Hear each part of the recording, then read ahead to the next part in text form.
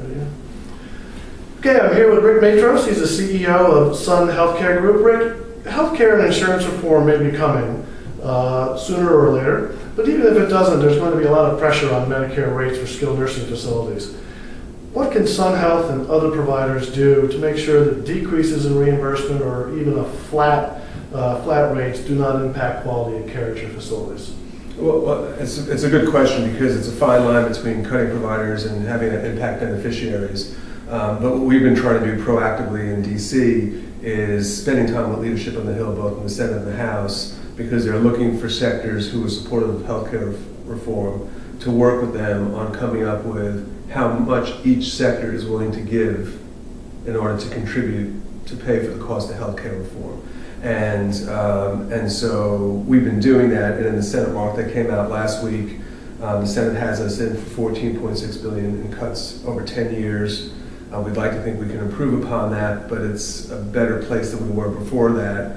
And essentially, if because these are 10-year deals, that actually gives us more visibility to our rates than we've ever had before. So in this specific case, our market baskets are kept whole during that period of time, but we have what they call a productivity adjustment that reduces the market basket. And that productivity adjustment is applied to all providers, and that's effective fiscal year 2012 through the remaining 8 years of this 10-year period. And the productivity adjustment's approximately 1%. So we can look at that and say, okay, over the next several years, we're going to get our full market basket minus about 100 basis points. And so really, even in the context of everything that's going on in healthcare reform, we've never had that much visibility before. Every year, it's kind of a battle. You know, these are the MedPAC recommendations, and this is what's going on with budgets and all this sort of thing on the Medicare side. Medicaid's a different issue. So whether you believe a deal is going to be good for 10 years or not, even at least over the next several years, it gives us visibility as operators, and I think it gives the investment community and the capital markets community visibility to us that we've actually never had before. So, and at least you're going to know what your reimbursement will be. That won't be every year the unknown. Exactly. So even though we won't get a full market basket for most of those years, we now know what we're going to get, and it's easier to plan around that. But that said, we are taking a hit right now, effective October 1st on Medicare, and have had a terrible Medicaid rate environment because of the state economies, and some, like many others, have announced some pretty significant infrastructure cuts over the last couple of months, including layoffs. And at this point, we have restricted those layoffs to corporate overhead.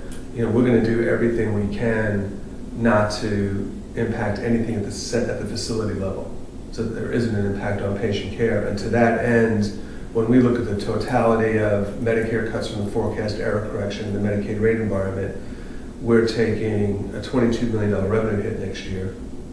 We're offsetting that with $10 million in infrastructure cuts, but in order to preserve quality of care, we're basically going to take a hit to our bottom line. Right. And you know, fortunately for us, we've gotten healthy enough that you know we can do that, and hopefully, as we go into 2011, look for some growth again. Okay. And you know, higher acuity, as we all know, has been the way to go for skilled nursing facilities for a while. But with Medicare reimbursement obviously going to be tighter going forward, is there any other area of senior care that skilled nursing providers can, you know, move into to kind of complement what you're doing? You know, there really isn't, and I think even if you assume rates get a little bit tighter or they move rates around within the system as they're contemplating with RUGs 4, the sickest patients are still going to bring in the best reimbursement. And everything that the government's doing and CMS is doing is moving patients down the continuum. And whether you look at the changes to RUGs or the 60% rule, some of the things they've done with LTAC reimbursement, now they have demonstration projects going on for a uniform patient assessment tool, which we're very supportive of. So regardless of how things move around within that rate structure, we're still, our best strategy still is to take care of the higher acuity patients. And it does a couple of things. It isn't just a reimbursement or a margin issue, but in those communities where we are starting to excel at taking care of these short stay patients for 3 or 4 weeks and then sending them home to a low level of care, we're changing the image of nursing homes, nursing centers in those communities. And so for us, for example, the dynamic is really dramatic. about 20% of our patient base are these short stay patients. It's 40% of our revenue. It's 80% of our admissions. And so you can see over a period of years that will continue to sort of migrate in that direction, and the nursing, except maybe for really rural communities where there aren't very many options, you know, the nursing home really will become a nursing and rehab center primarily for the short stay patient, as those long-term care patients that we've always taken care of sort of reach end of life, and we're admitting less of those. It really changes the business model pretty dramatically and saves the system quite a bit of money as well. We'll talk about end of life. I mean, in the past few years, you guys have done some hospice acquisitions. I don't know if you've done any recently. I haven't seen them, but is that a business that you want to grow some more, or is that going to get hurt by reimbursement and just you're going to maintain the status quo? No, we'd actually like to grow it aggressively, and we'd be doing more acquisitions, but in this credit market, there just hasn't been much product out there. I think as soon as the market clears out a little bit and those opportunities are there, you'll see us get more assertive in terms of looking for those kinds of opportunities. Hospice is very synergistic with nursing homes. It's a great complement to what we do. Every one of our nursing centers has hospice contracts, so if we don't have our own hospice, someone else is getting that business. And you know, in terms of the system changing from a reimbursement perspective, it's inevitable, but it needs a complete overhaul because it's very antiquated. The Medicare cap was put in place, whatever, 20 years ago, however long it's been, and it just doesn't make any sense any longer. So my guess is everything's becoming more episodic in nature from a reimbursement perspective. That's probably the way hospice goes. I think hospice is a healthy enough business financially that even if there's some compression on the margins from a new reimbursement system, it's still going to be a business that will be attractive. How about skilled nursing? Are you still in the market? I know the credit markets are tough. Still in the market looking for actual facilities or portfolios of facilities?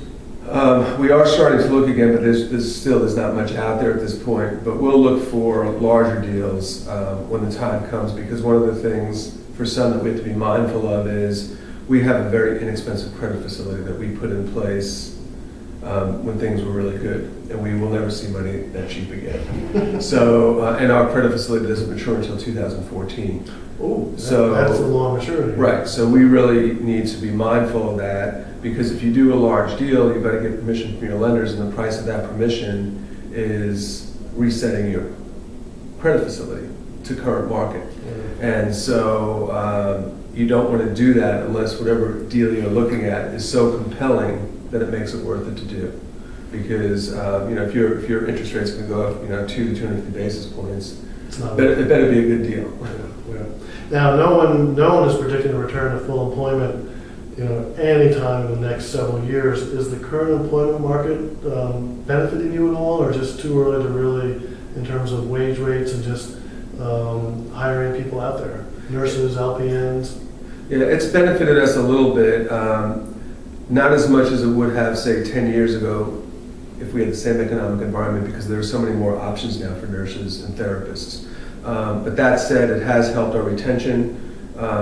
Wage inflation has been quite a bit lower than it's been historically for us. But the real shame of this whole thing, in terms of rate cuts to nursing homes, is that we're the one sector that today we have the capacity as a sector to employ 100,000 more employees across the country. So we should be an industry that's helping the unemployment situation in the United States, and instead, because of the rate environment, we're cutting back also.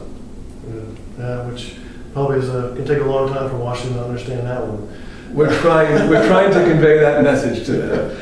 And do you think, you know, I assume you have some unions in some of your facilities on a state-by-state basis? We do. Yeah. Do you think that there's going to be any kind of a stealth card check bill that's going to come through Congress? Or I know the White House is kind of not in favor of doing that right now, but with some certain changes, and I know Senator Arlen Specter is kind of pushing a different version of it. Do you think that'll ever pass? I think there'll be a lot of resistance to it, and to me, card check's a little bit of a red herring. What's, I think, more important to the unions is mandatory arbitration. Well, that's, yeah. So, you know, I think there's a little bit of a danger of everybody getting so focused on card check that the other sort of passes. But isn't the mandatory arbitration